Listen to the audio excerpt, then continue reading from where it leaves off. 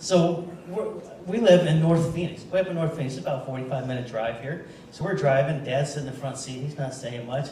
Like, hey, Dad, you gonna gamble? No. What are you gonna do? I'm just gonna stand around and watch her. Okay. So we get out valet. I pull up the valet, like, let's see what kind of service we're gonna get here. And I got typical valet service. I'm not saying that's bad. Good customer service. Start walking in. I get my little ticket, and they're walking in front of me. And we notice a security guard over there welcoming everybody that comes through. I thought, all right, that's kind of cool. I don't really see that in other casinos. My father-in-law, and he has broken English, stops and he asks Martin a question. And I don't even know, it doesn't really matter. But Martin sits there and entertains a conversation with him. And the next thing you know, my dad's kind of smacking him on the shoulder and smiling, and he's walking away. I'm like, there's my first dollar bill with the wow. Right? So I walk up to Martin and said, Martin, I said, I want to give you this. And he saw the dollar bill. He goes, no, sir.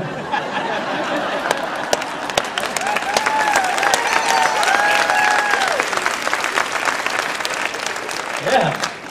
I said, I don't understand. He goes, sir, he goes, I can't take any money. I took the dollar bill, ripped it in half, said, there. He goes, sir, I can't handle any money whatsoever. I said, okay, I understand. So I told him what I was doing, and I said, you know, this was fantastic. But see, that's not even the best part, Martin. When we walked out of the casino after being here for a few hours, we walked out, and my father-in-law was walking beside him. He's looking around, and he goes, where's the cop? I said, where's that nice cop? I wanted to tell him bye. And it was somebody else. But that was the difference. We're riding home, okay? We're riding home, and I looked at my father-in-law, and I said, Dad, I said, so how was it? He goes, it was fun. I said, you have fun watching Mom? Well, I gambled a little bit. Really? How much did you gamble? I gambled $20. Like, go ahead, clap. Because he set the expectation before my father ever even got in there. He created that memory of magic, and I don't know what it was, but he did it for my father-in-law.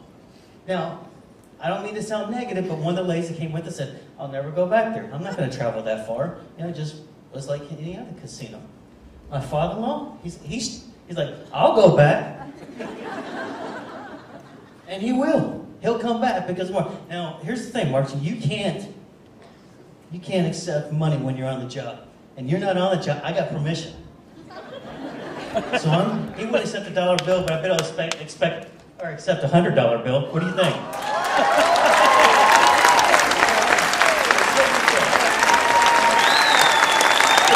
He still doesn't want to accept.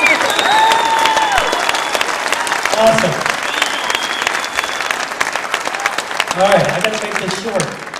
Now we got Michael here. Now, I didn't know Michael from Adam, obviously, but I got online, and my wife and I hadn't eaten, and we saw that, hey, we can get a discount at the restaurant if we get the player's card. So we got there. There wasn't, maybe 3 or 4 people in front of us. My wife and I got up there together, and we happened to be standing in front of Michael. So he makes his introduction. He's talking, making small talk. I'm like, okay, yeah. He gives us this form to fill out. You all seen it, the form that we had to fill out, get the player's card. All these questions, like, why do I got to fill all this junk out? Just give me my card, right? I'm hungry. I'm filling it all out. I was like, he's taking it. My wife finishes first. He takes it in there. He makes a comment about it, but I'm not thinking. I'm still filling it out. Afterwards, at that night, the special was the $5. He goes, man, we're going to give you $5 that you can go right here to the banker and cash on us. What? My wife's looking at me. She's Italian. It's like a lot of money. He's like, yes. That's the first $5 that's going into the slots. So I give him mine. Michael takes my information, and he's typing it in. Just, I'm making small conversations with my wife. And he gets done, and he looks at me and goes, sir, he goes, you're probably not going to believe this. And even though that you are a blackjack player, you get $5 as well. Now, the $5 isn't the big deal. I can't believe that he actually read my card as he's entering in that data and realized that I'm not a slots guy, but I'm a blackjack guy. And he actually commented about it. I'm thinking, this guy's just not data entry. He's in there, he's reading my card, he's paying attention to what I'm doing. that we had the same first name makes it even better. So I asked him, are you like the security guard out there and you can't accept tips either? He said, yes, sir, I can't accept tips. But I got special permission for you too, Michael. Never kind of guy,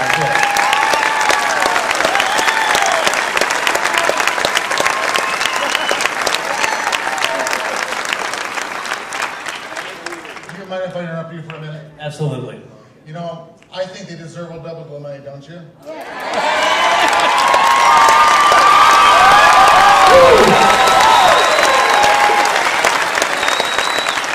I didn't get permission.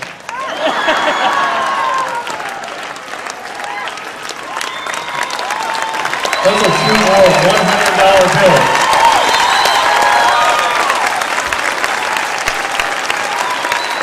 Thank you, guys. One while. All right, I had a lot of, look at that, standing ovation over here. That's fantastic, thank you. They deserve that. Yeah, I like that. That's a pep rally, get crazy. One while, let's go. Let's give it up for customer service. I like it. Man, you guys have motivated me. God, I don't want to leave the stage, but I have to. You guys got to get pictures taken or something. I'm going to close, and with a small story. You tell a lot of stories. I was sitting next to a gentleman on a plane several years ago, about 10 years ago, and so many things had changed in my life. I was 30 years old at the time, and I'm sitting next to this guy, and I'm just like not having a good flight, thinking about my life, and it's just, I'm a motivational speaker. That tells you right there I've had a crappy life. So I'm thinking about this. And the guy, he's kind of sensing this, he's feeling this emotion. So we start talking. And after a while, he looks at me and goes, Michael, how do you think I am? And I look at him, this guy's in good shape. He kind of looks like Michael. Good looking chap. I said, I don't know, 60? He said, I'm 88 years old. I couldn't believe it. I almost fell out of the chair. Like 88 years old. I love to look like that when I'm 88 years old. But he looked at me and goes, Mike, he goes, the best for me is yet to come. Yeah, clap for the 88-year-old guy on the plane. That's, I heard it today. We have to remember where we came from. Don't ever forget that. I heard the Lieutenant Governor talking about the partnerships and remembering where we came from. And that's okay. But from this point on, you have to focus about the future. You have to look at yourself and say, how many Johnnies are there going to be out here in this crowd today? How many wants to be a Johnny? There's a couple. That's good. That's a good start, Harold. So I leave you with this. There's this poem that I saw. It's called Walking with Life. And just the next word from it. May the desires of your heart be pure, seeking not to attain, but to learn. Soaring as the eagle above the trials and tribulations, bringing peace to all who cross your path. It's a Native American poem, but I think it applies to all of us. For every guest that walks through these doors, treat them like a guest. Bridge that gap from a one-time customer to a lifetime guest. And do something. Make a difference in their life. Do something so when my father-in-law comes back, he enjoys himself. Because there's many, many people out there. Let Wild Horse Pass be the casino of choice for the entire valley. Huh?